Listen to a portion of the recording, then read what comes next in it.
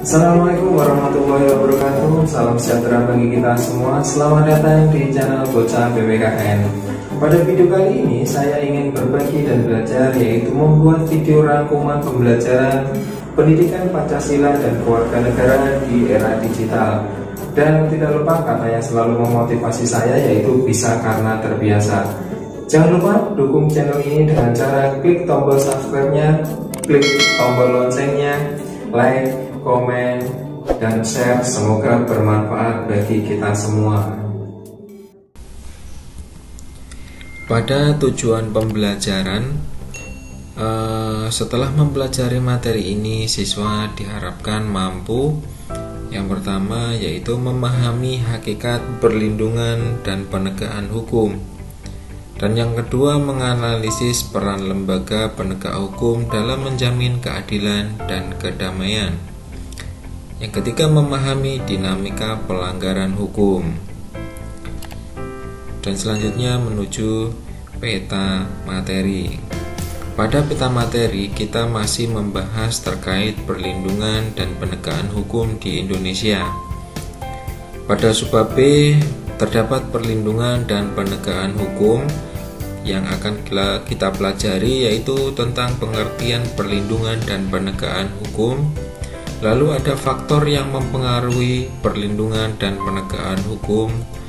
Lalu ada macam-macam perlindungan dan penegakan hukum. Dan yang keempat, pentingnya perlindungan hukum dan penegakan hukum. Dan selanjutnya kita menuju materi pembahasan. Yang B, perlindungan dan penegakan hukum. Terdapat pengertian perlindungan dan penegakan hukum.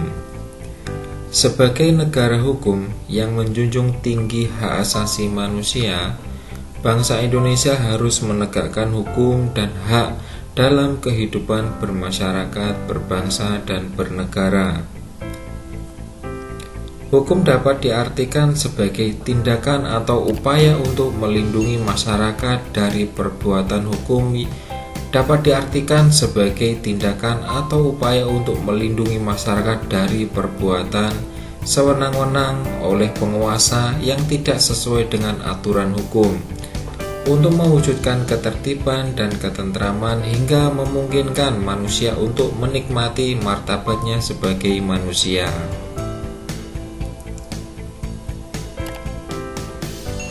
Yang kedua, terdapat faktor yang mempengaruhi perlindungan dan penegakan hukum. Menurut Sukanto, mempengaruhi penegakan hukum yaitu sebagai berikut. Yang pertama, faktor hukumnya sendiri. Baik suatu peraturan hukum semakin baik memungkinkan penegakannya. Secara umum, aturan yang berlaku secara yuridis, sosiologis, dan filosofi. Yang B, faktor penegak hukumnya. Secara biologis, setiap penegak hukum hal tersebut mempunyai kedudukan atau peran. Kedudukan sosial merupakan posisi tertentu dalam struktur masyarakat yang isinya adalah hak dan kewajiban.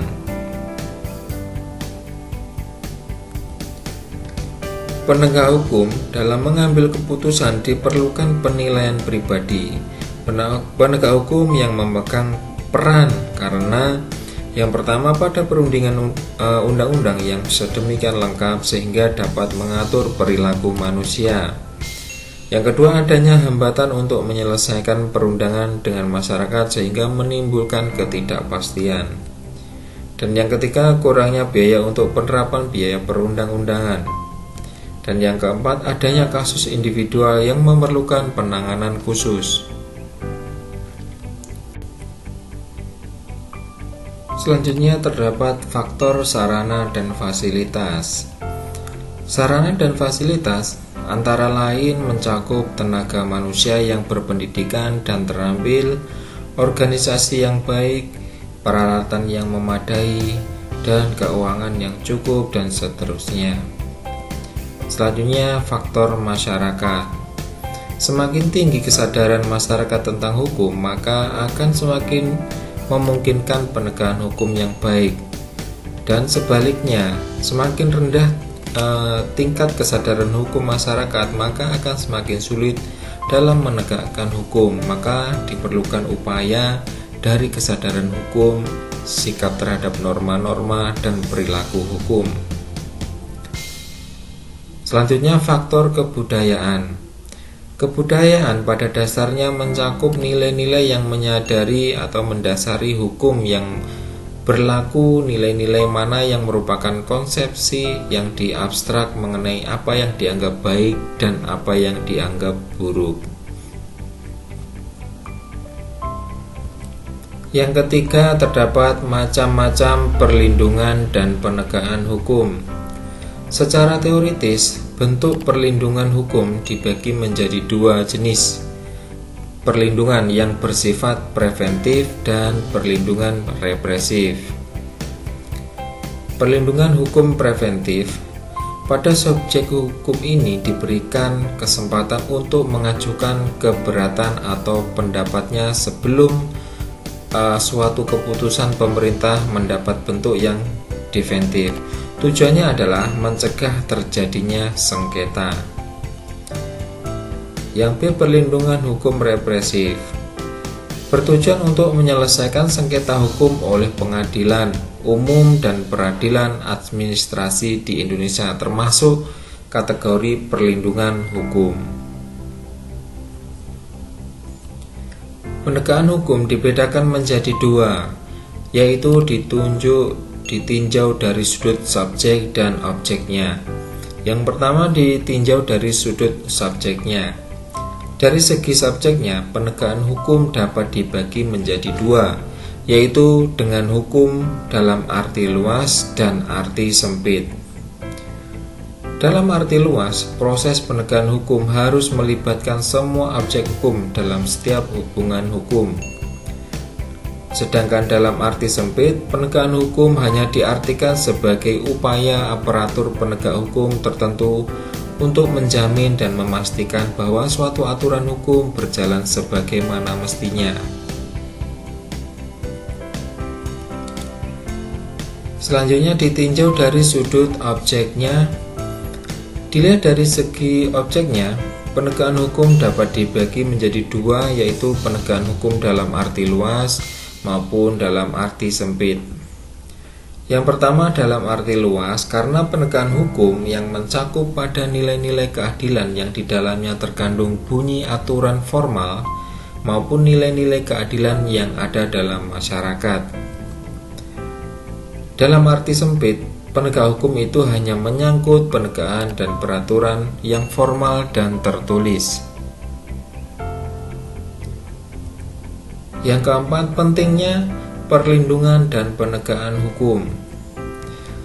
Perlindungan dan penegakan hukum sangat penting dilakukan karena dapat mewujudkan hal-hal sebagai berikut. Yang pertama, tegaknya supremasi hukum. Supremasi hukum merupakan upaya untuk menegakkan dan menempatkan hukum pada posisi tertinggi yang dapat melindungi seluruh lapisan masyarakat tanpa adanya intervensi dari pihak manapun. Selanjutnya, tegaknya keadilan.